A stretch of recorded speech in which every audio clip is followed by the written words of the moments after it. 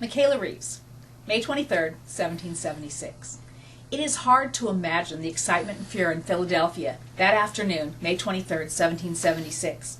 The village of 30,000, about the size of a large modern university, witnessed the arrival of the leader of the Continental Army, General George Washington, at 2 p.m. in the afternoon.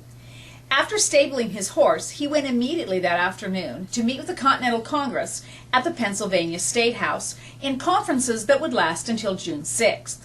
Although Washington had chased the British from Boston the previous March, at the moment those British were massing off Halifax, Nova Scotia, planning an invasion of either New York or Philadelphia.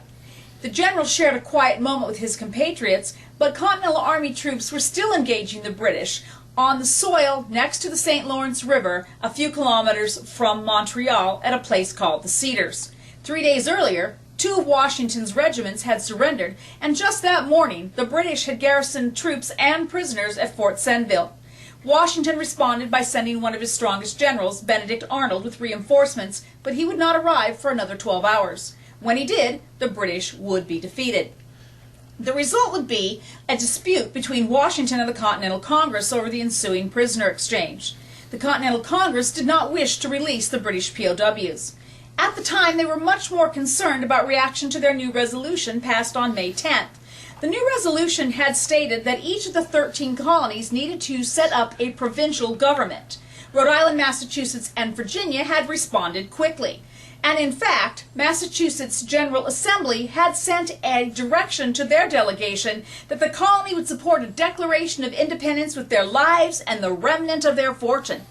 Across the Atlantic, in the London Chronicle, a newspaper much like the ones we have today, a letter was printed from Philadelphia that said, "So prevalent is a martial spirit and heroism blended with emulation in defending our American liberty that most of our young men have, with bravery becoming freeborn Americans, cheerfully enlisted in the Continental Army. May the heavens smile upon their glorious undertaking."